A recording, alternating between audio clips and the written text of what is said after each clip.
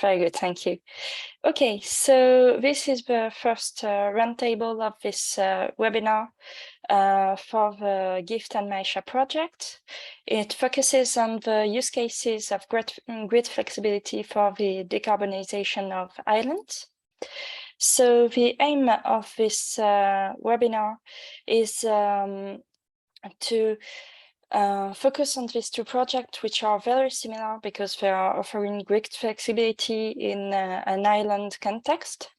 And so the idea is to compare the social, economic and environmental context, show the similarities in use cases and the different situations for the grid operators.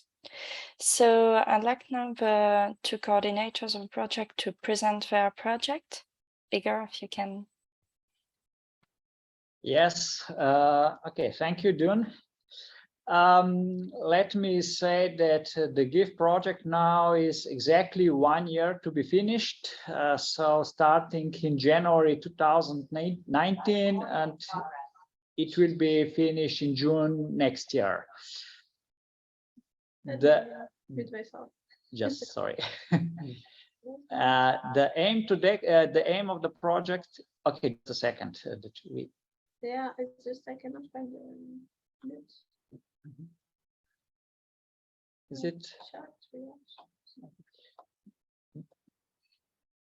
The aims is to decarbonize the energy mix of European islands through the development of these innovative solutions. So we would like to prepare the environment that it's possible to penetrate the renewables on islands, make better visibility of grid and energy systems on island, makes these synergies between transport, between heating and cooling systems, reduce the use of of the fossil fuels, and make technology which could be replicable for the follower islands. So on the project GIFT, we have two demonstration sites. So two islands quite different. One is Procida Island in Italy. This is a Mediterranean island. And another is Hinoa Island cluster in Norway. This is quite big island. I think it's one of the biggest, or maybe the biggest island. Yeah, it's the biggest island in Norway. Very north, actually, is behind of this Arctic Circle. But okay, Manuela and David, they will present their islands more in detail. I just like to say that GIFT is well-balanced consortium. Consortium consists of 17 partners from 77 countries. This is a very short introduction of the project.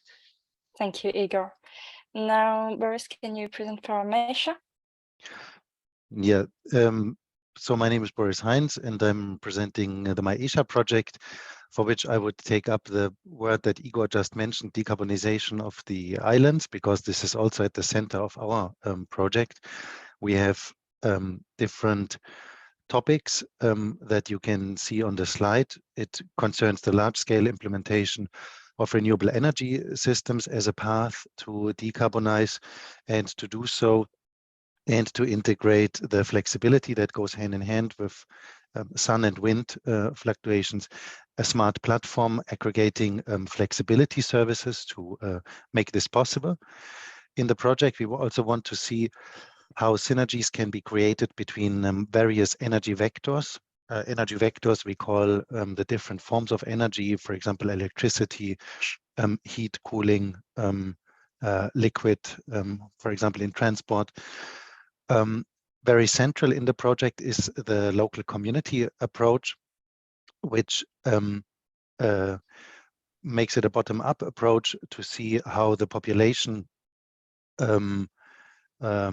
which is somehow a split in Mayotte. We will see this later on, presented by our colleagues from Hudara, to include the population so that the needs and the requirements of the population are actually at the center of the project.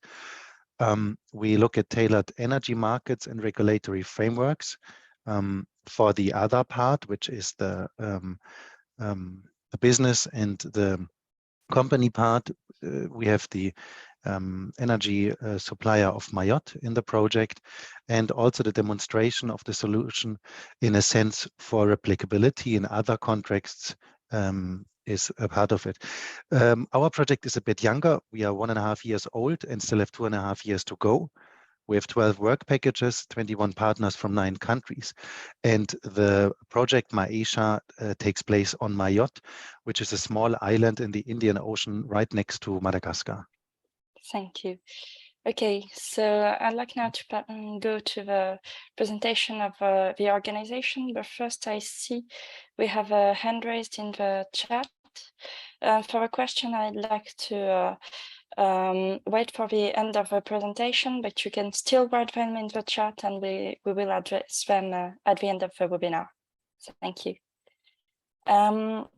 So now for the organizations on the Trilogue side. So we are a small company of about 30 people based in Paris, and we have an expertise for cyber, physical and industrial information systems. And we focused on energy, transport and social health. And when we are involved in several H2020 projects and initiatives. And in both GIFT and MAESHA, we focus on the use cases, the architecture, the interoperability and data management. And we've focused in GIFT on the electric mobility and in MAESHA on local energy communities. Now, Igor, can you present INEA? Yes, okay, INEA is a middle-sized company. We have around 90 employees. Our activities, maybe the best presents our name, INEA, which is abbreviation of informatics, energy and automation. So because we have today a roundtable about energy, maybe just a few words about our energy solutions. I present here just shortly 3 of them. One is peak leveling systems, using mostly for industry, for manufacturing companies, where they want to reduce the peak level inside. So this is the peak shaving systems actually. The second is energy management systems, so about measurements, different energies, power, water, gas, and so on, and also to manage this energy inside, again, mostly inside of the factories. And the third one, which we are involved actually in the GIFT project, is demand side management. Demand side management to show these flexibility options for market, how to make these green transitions in the easiest way. We are located. Yes. We need to move on. Sorry. Is it okay? So yeah. we are located in Central Europe, actually in Ljubljana. It's a capital of Slovenia. We are working. 80% of our business is commercial in industry, but let's say about 20% of our activities are in R&D projects. We are involved in different Horizon projects and also in few national projects. My name is Igor Steiner. I'm leading the group of for energy department in company INEA, and I'm also the project coordinator of the GIFT. Thank you. Now, Manuela, can you present HLK, please?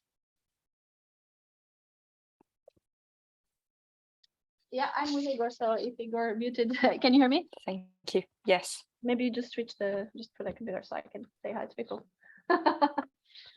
Yeah, hi everyone. Yeah, so my name is Manuela Frete. I'm an innovation project manager for both, I would say, because I will represent 2 organizations today. One is the DSO, which is Hologlodkraftnet, where we are today, and the other one is the municipality where this demonstration takes place. But the DSO where we are, it's a medium-sized DSO. There are hundreds of DSOs in Norway now, a bit less because the DSO started to merge. So maybe there are around 90 DSOs in Norway, but we're medium-sized, 42,000 customers in 8 municipalities. And the length of the grid that we have could connect north of Norway, where we are, to south of Italy. So we have quite a lot of grid. So we are part of the demonstration site for the GIFT project. The municipality side, so we are located in Harstad, which is the second most populated municipality in Troms and Finnmark county, the regional county after Tromsø, which you might have heard of. And we are located on the Hinnøya Island, which is Norway's largest coastal island, and has under 25,000 inhabitants. And the city, it's on the northeast part of the island and has around 20,000. So most of the inhabitants are in the city and the rest very spread out.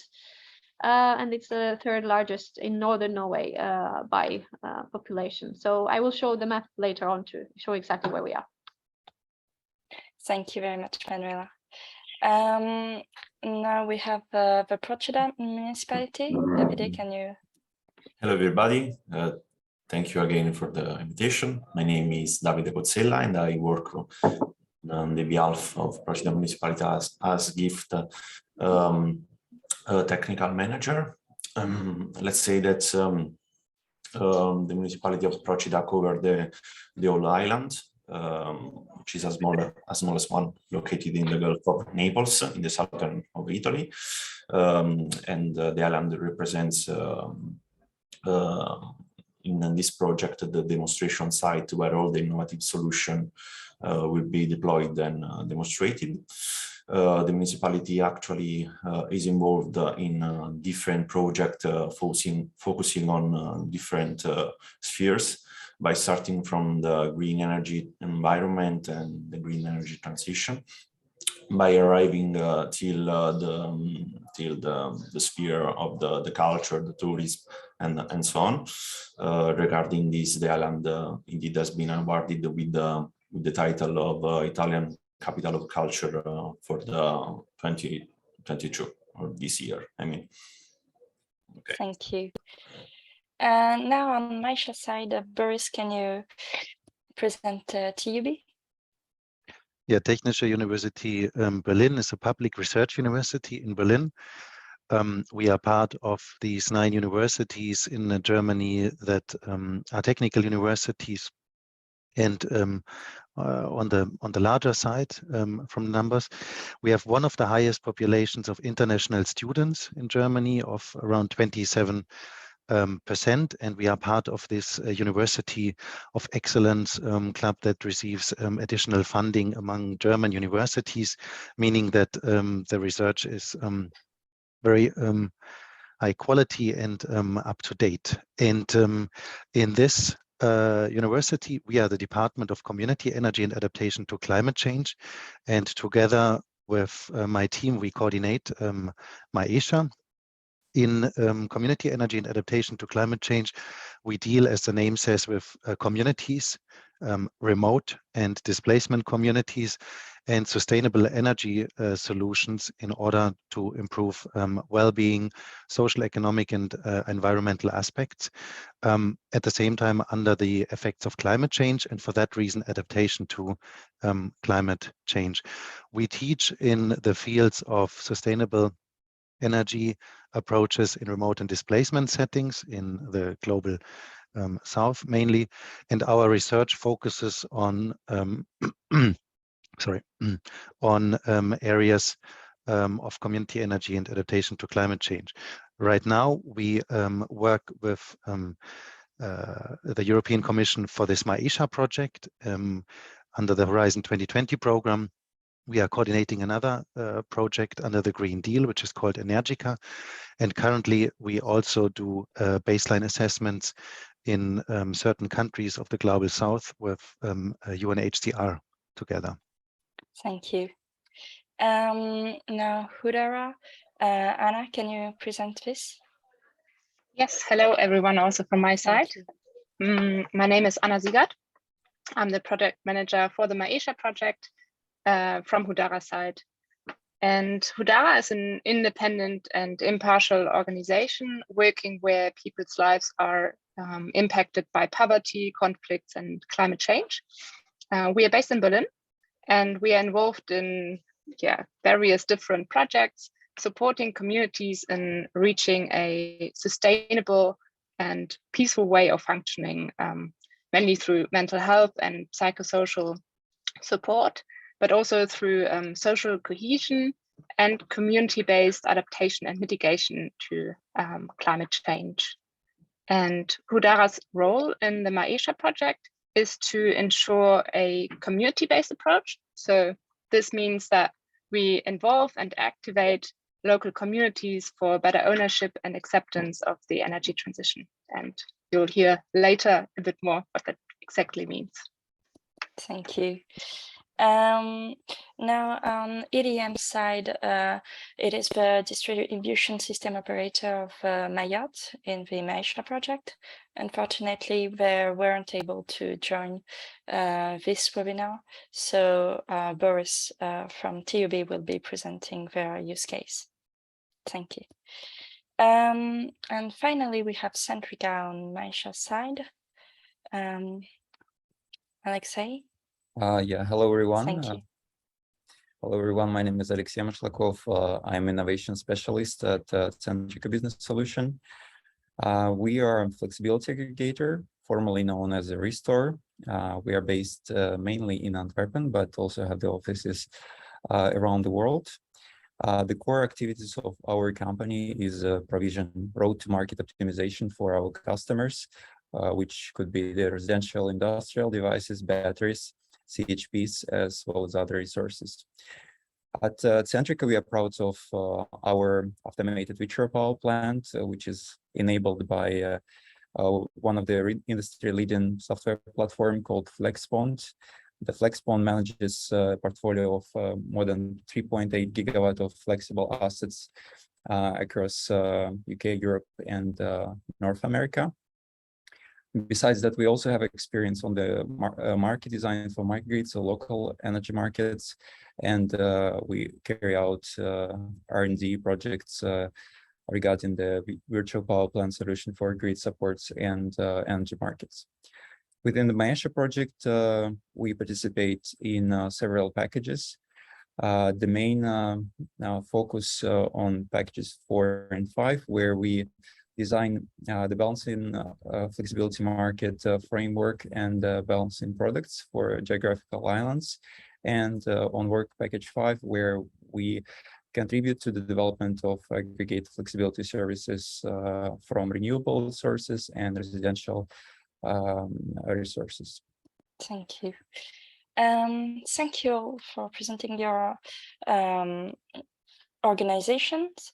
Now I'd like to move on to the presentation of the demonstration sites, and especially with a focus on what they expected from the GIFT and MAESHA projects. So Manuela, can you present Hinoya? Yeah, I can do that. So this Hinoya Island cluster is composed. I don't know if you took the images, June, showing the location. Oh, I'm sorry. Or maybe, yeah, there you go. Just to show you a bit, no, just the first one first, please. Sorry. Just to show you a bit where we are on the map, and that normally in the EU, the map of Norway stops in Trondheim. We are a bit up north than Trondheim, near the Lofoten Islands, so in the a little bit below Tromsø, but above the Arctic Circle, so very exciting. So we are on this quite big island, as I said, called Hinoya, and in this Hinoya Island cluster, we also included some smaller islands. Now you can click on the next one, which are actually just located above. So in red, you see the Hinoya Island, and then above you have the smaller islands that we included in the project. For several reasons, when we defined our use case, we thought that it would be interesting to have smaller islands also, because they have different sort of use case, even if we are above the Arctic Circle, actually we have quite mild wet winters and cool dry summer. Well, not recently. I have moved here 3 years ago and had quite big winters, but I would say it's not very cold, and that's what people expect here. And as you might know, 98% of the energy in Norway is renewable, mainly hydropower. And we have quite low prices of electricity in northern Norway. So these are, I would say, two main things to keep in mind when we discuss about this cluster. Yes, I think that's it. Thank you. Thank you. Now I'd like to move on to Procida. Davide, can you present your island? Yeah, of course. Procida is the smallest island in the Gulf of Naples, in the Campania region in the southern of Italy.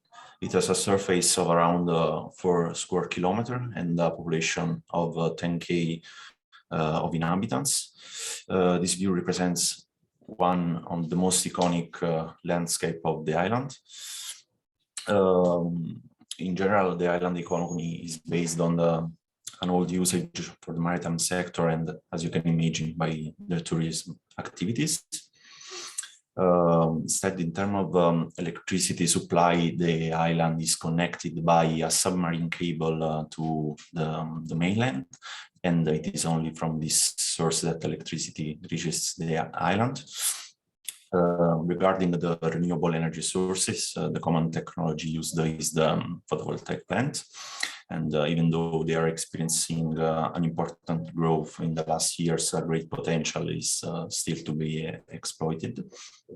And in this context, find its place the GIFT project. The initial expectation towards the project itself were to address the issues experienced by the island related to the electricity grid, particularly by trying to reduce the electrical dependence from the mainland, by also increasing the renewable energy sources penetration on the grid through the flexibility concept. And on the other hand, one aim as public entity for the municipality was to raise the citizen awareness towards the importance of the renewable energy sources, and set the foundation for the energy transition and the decarbonization process of the island. Thank you. Thank you very much, Davide. And finally, we have the island of Mayotte for the MAESHA project. So, Anna, would you be able to present this? I think that's my slide, but Oh, if you want, yeah, Anna, sorry. you can also. Sorry. No, go for it, Boris. Yeah, that's the thing, because we both will say something on Mayotte. So here it's a bit limited, and then Anna will go a bit more into details in regards of the societal aspects. Yeah, Mayotte, as mentioned, is in the Indian Ocean. At the bottom right, you can see the continent of Africa and then Madagascar, and it's actually right between the northern tip of Madagascar and Mozambique, where you see the pin. And the shape of Mayotte is being said to be like a seahorse. You can see this on the small picture with a little island, Petite Terre, which is right in front of Mayotte on the right-hand side. And in the upper part, you can see a picture of the island of Mayotte, and also seeing that at parts it is very steep right away from the ocean and hilly with a lot of forests on the one side, and on the other side, as you can see the back of the picture, there is houses, cities, and population. Yeah, so the demo site is Mayotte, a French overseas department. The current status is that 95% of electricity is supplied through diesel generated electricity, low and medium voltage, and with a high renewable energy potential through sun and wind, as well as biomass. And the objective, in a nutshell, maybe linked to the context, is to transition away from the 95% of diesel, which is also bought on, obviously, the world markets, and there's a lot of dependency on the financial side world market prices and price changes, the large deployment of renewable energies, and tailored flexibility solutions, since in such a small, let's say, area-wise and consumption-wise, in such a small kind of system, it is very important to account for the fluctuations of sun and wind and renewables that can be added to the system coming from a purely 95% diesel fossil system, where you can make a plan how much you produce at which point of time. And the community structures, as mentioned before, are very important, such that the needs and requirements of the community, the population, feed into the definition of the problem and the design of the solution. Thank you very much, Boris, for this presentation. Now let's move on to the third question, which is about the objectives of the project for the transmission grid management. So this is a question for MAESHA, since the transmission grid is not present in GIFT. Alexei, would you be able to present this? Yes, thank you, June. I would like to start from a small recap about the frequency control. As you know, part of the operational security requires maintaining the frequency stability, which measures the balance between supply and demand at every point in time. In order to be prepared for any imbalance in between the supply and demand, the system operators typically adopt the load frequency control. The load frequency control is a chain of integrated complementary services that aim to retain, recover, and restore the grid frequency to its nominal value, typically 50 Hertz, following supply and demand imbalance or a large contingency event. On Europe mainland, the typical load frequency control services are as follows. So it's synchronous or virtual inertia response, fast frequency reserve, frequency containment reserve, frequency reserve restoration, replacement reserve, and as a last reserve, there is emergency control, where part of the load is shedded because of the low frequency. Now, if we look at the Mayotte Island context, since the system is not large, it has a very low inertia, which results in a high rate of frequency change, about 2 Hertz per second, which is very high compared to the ROC on Europe mainland. The system is operating at abnormal nominal frequency, above 50 Hertz, which is done in order to prevent under-frequency load shedding. The frequency control is provided by the diesels through their droop control mode. And as a complement to that, there is under-frequency load shedding. And one more point here to mention is that currently the Mayotte is integrating the battery storage for frequency control. Now, if we look at the frequency control use case that was developed during the MAESHA project, then the main objective of this use case is to establish a balance and service framework that would work alongside the existing infrastructure to support the frequency stability. In other words, the frequency control use case is looking into the ways to reduce the usage of the diesel generators for the frequency control to cut extra CO2 emissions.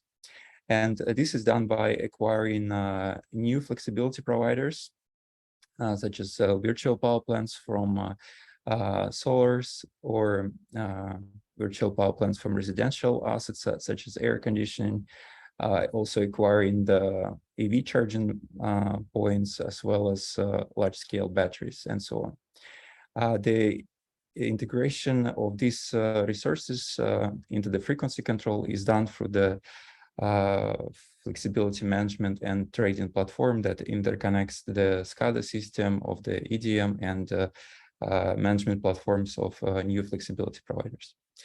Now, if we look at the control products that were considered in the use case, These are the frequency containment reserve and the automatic frequency reserve restoration.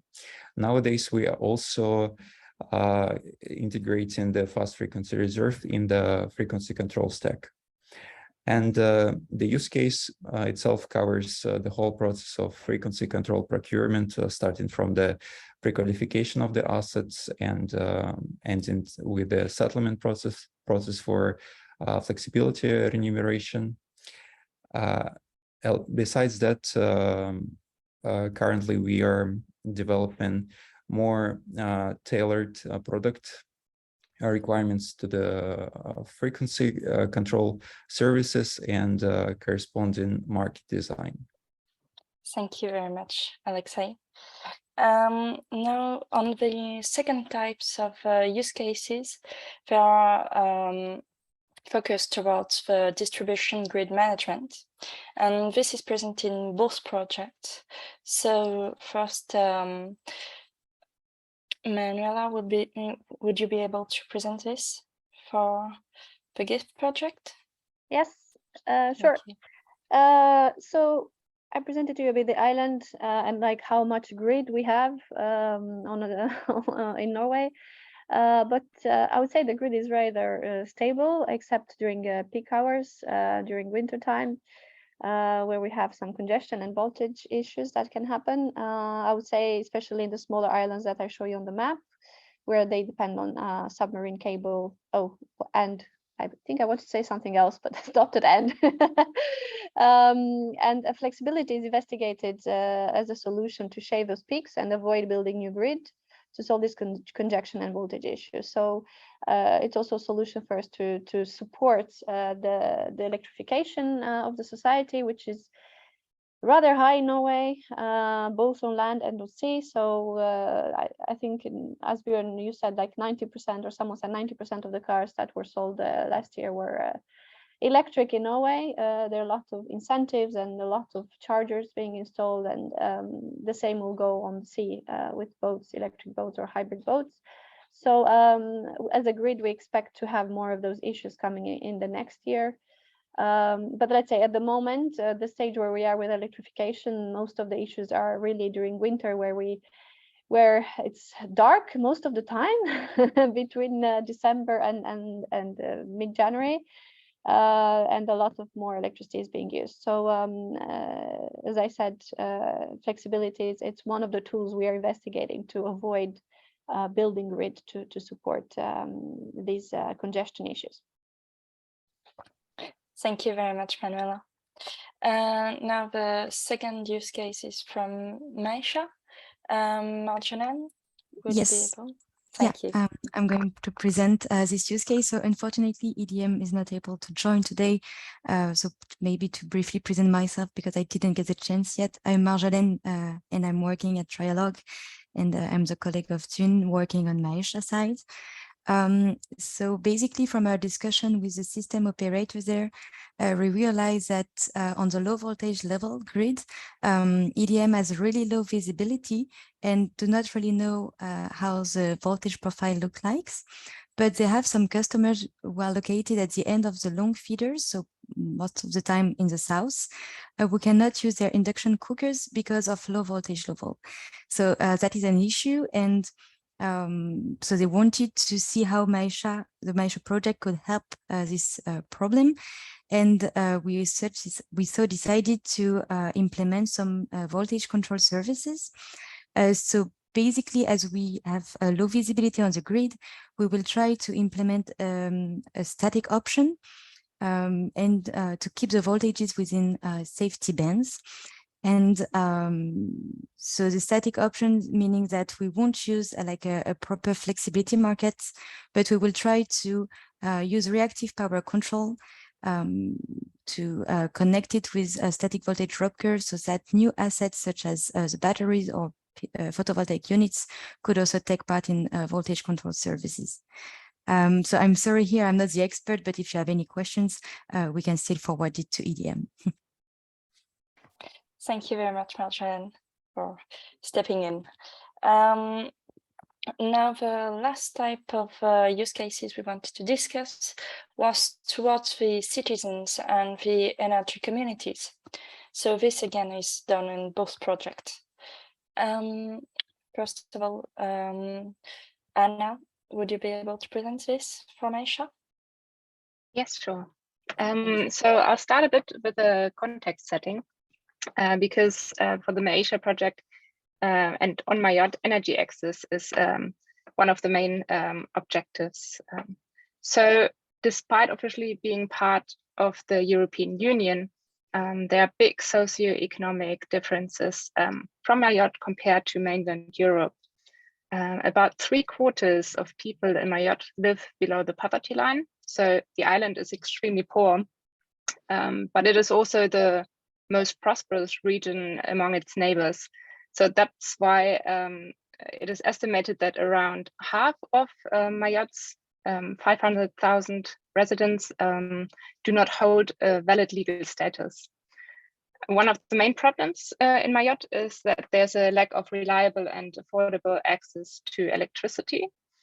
1 out of 3 households has insufficient access to running water, and 40% of people live in sheet metal houses, often without clearly defined property rights and also without connection to the main grid. You can see a picture here on the slide as well. There's also a growing number of illegal connections and energy theft. So when setting priorities related to the energy transition, they must differ drastically depending on the socioeconomic background of the participants. So, for instance, now the issue of climate change is given much less importance by communities in Mayotte who struggle to meet their basic needs. So the actual objective here is to fight energy poverty, and so to actually provide access to energy. So what we need are demonstration sites focusing on better provision of energy to residents, and especially those who find themselves in precarious living conditions. So such demonstration sites can then help establish trust into local authorities and are also key for the further adoption of renewable energy technology. So here you can see another use case. So LEC stands for Local Energy Community, which is basically a group of people who wish to manage their production and consumption of energy or electricity as a group. And Majikapa is the name of the village. So the city of Kongu is currently carrying out a resettlement program to relocate marginalized communities from sheet metal settlements to low-cost houses. You can see that on the picture on the left side, it was as it was before. And now you can see that the houses have been actually already built. So I think the people must have been moved in during the last months. And the people who move there, they can stay for 2 to 3 years, and they get trainings on job applications and so on. So the idea is now to equip these houses with solar panels, which can be maintained and managed by the inhabitants then of the houses. So that means that the inhabitants become member of some sort of legal entity, and they can then collectively decide as a local energy community over relevant issues connected to the solar panels there. And this is an important step towards introducing marginalized communities to renewable energy technologies, and it helps building capacity for active energy citizenship. But at the same time, it also empowers vulnerable communities to harvest the potential economic and social benefits of those innovative technologies. Thank you very much, Anna. Now we have Procida, local energy community. Davide, the floor is yours. Okay. Regarding the use case, there are currently ongoing several discussions in order to find both the right solution from the technical perspective and also from the regulation perspective as well. As shortly described before, when I talked about the characteristics of the island, it seems pretty clear that the use case should address and solve the main issues of the island itself, according with their constraints and features.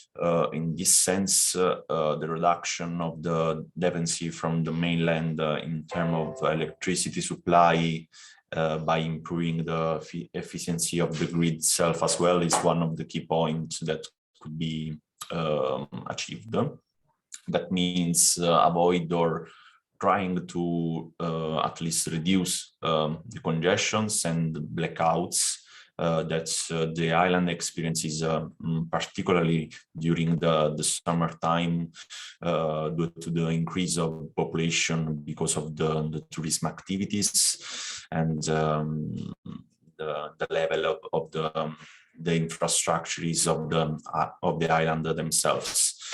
Let's say that the local energy community seems the best solution, and it would be used also as an incentive for the individual citizen to and also for the customer of private activities, let's say, to invest in renewable electricity production.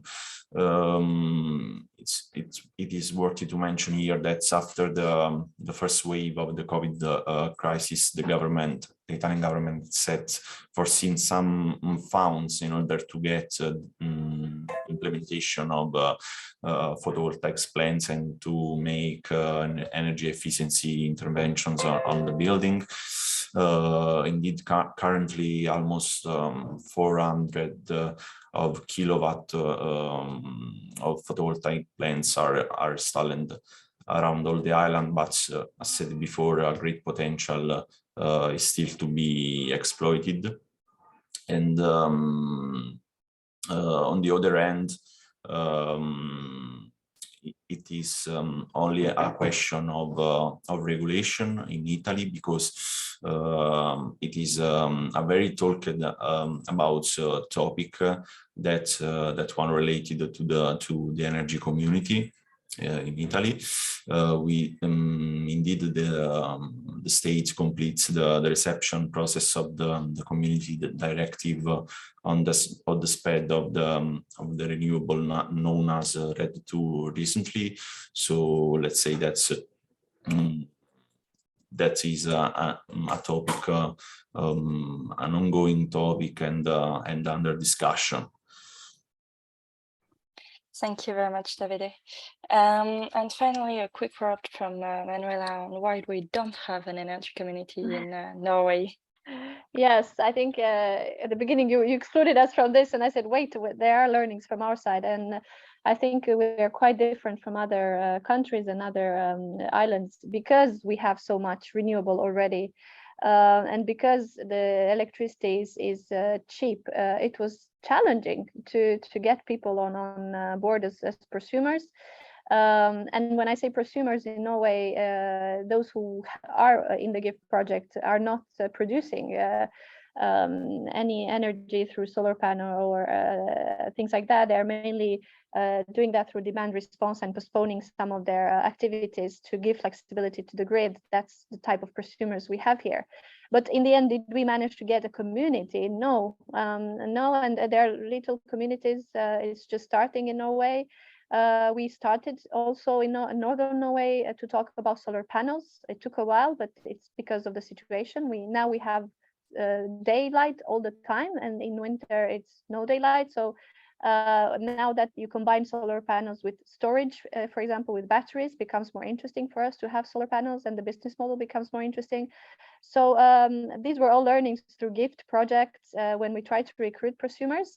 Also, something that changed is that the grid rent now is incentivizing those who better use their electricity during peak time. So that will also put some pressure on prosumers to act differently. So we're still quite low in the awareness raising about the usage of electricity in Norway because it used to be very cheap, and yeah, people did not really think about that in their daily life, but we're getting there. And then some other learnings, because some of the prosumers, let's say, that we were supposed to have in Norway was a storage solution. Here also we realized that the DSO cannot, because of regulation, cannot own the battery for commercial purposes, so only for grid purposes. There's also the battery market, which is not really developed yet, but it's coming as the electrification is growing. And we've noticed other legislation hurdles that needs to be addressed in the next few years in Norway when it comes to energy communities, and especially to production and selling and trading, for example, from production of solar panels. So there are some hurdles that still needs to be addressed in Norway. And one thing that we thought would come during the project and it didn't, but it will, is an e-ferry. So maybe we're too ambitious on the electrification of these big boats, but they will be coming. And yeah, we are able to do some studies on that anyway through GIFT to have some learnings for the future. But yeah, it's unfortunate we did not manage to get it during the GIFT project to actually do it physically on an e-ferry. Yeah, that's about it. Thank you very much, Manuela. So to conclude with this roundtable, we'd like to have a quick word on what are the functions to support those objectives. And this will be much more detailed in the second roundtable at the end of June. So, Igor, if you'd like to start. Okay, thank you, Ian. I would not go into too much in detail about our technical solution. As you said, this will be presented on the next webinar, but let me say that our solutions are divided in 3 levels. So on the top we have grid IT platform, which consists from grid observability to observe what is going on the grid. Then we have a prediction system to predict possible grid behavior in front of 48 hours. And then we have a digital twin to make a better representation of the grid on the islands. So this is all these components are connecting together with enterprise service bus, so to help to interchange these services, because it's quite important. Every partner has one of these services. So grid observability is done one partner is ODT prediction system with RD and Nestor, digital twin with NTNU, and ESB supporting by ICOM. And then in the middle of these layers, we have virtual power system, which is actually VPP, where we're trying to automate this demand response functions with the trading platform to connect demand response providers, intermediaries, and demand response users. And we are using this Flex agent technology installed at demand response providers or in the cloud. So on the lower level are prosumers. Prosumers or smart energy consumers are working to postpone energy demand or to select alternative source of energy to reduce the load on the power grid, and thus providing flexibility. We have also 2 different storage technology. Yes, this is just an example of 2 hour storage technology. One is HBR flow battery storage system working with hydrogen bromide. This is abundant, cheap, and recyclable chemistry. And the aim is to have low cost at the larger systems that will be less than 5 euro cents per kilowatt hour. The second, just to go, the second is Smart Energy Hub, which is more to use for the buildings to store the surplus of local produced renewable energy, transforming into the hydrogen. Yes, next slide. So this is just some slides about the VPS control center to decentralize this automation demand response trading platform, working with adaptation inside of the request time periods. And then we have different prosumers, which are active end users involved in the demand side flexibility. So on the right side, we have one school in Norway.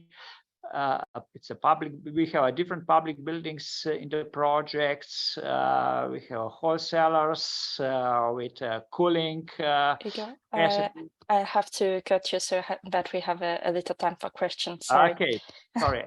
Okay. Boris, if you can quickly present the functions of MAESHA.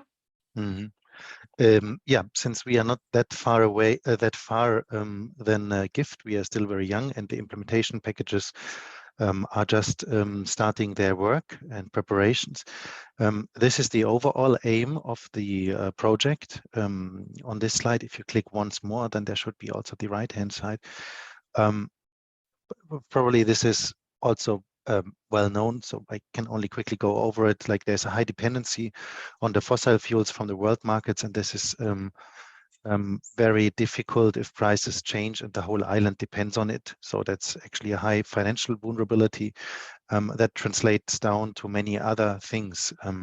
But maybe we could go to the next slide already, where we have the elements of the solution that support the functions.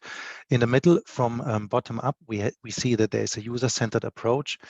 The local population, energy actors, operators, investors, and local authorities. So the stakeholders from society to government to industry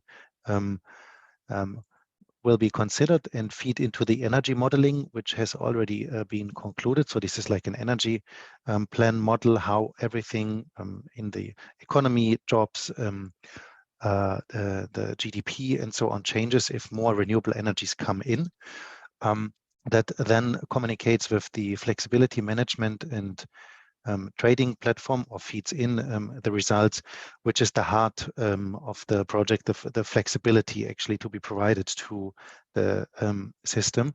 And then the arrows that go out, like maybe like an octopus, because there are 8, no, there are 9.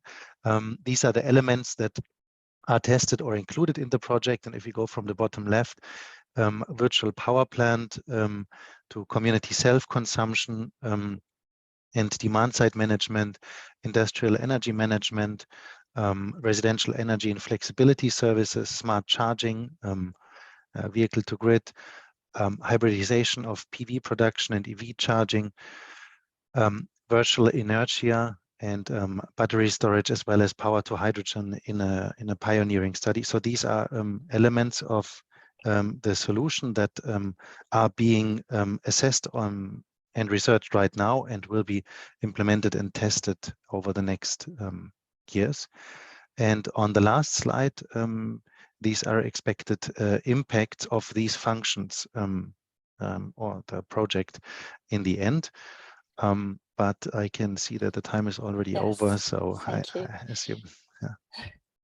Thank you. So we have a few links here if you'd like to go further. And now we have just a few minutes to take questions, if there are any from the audience.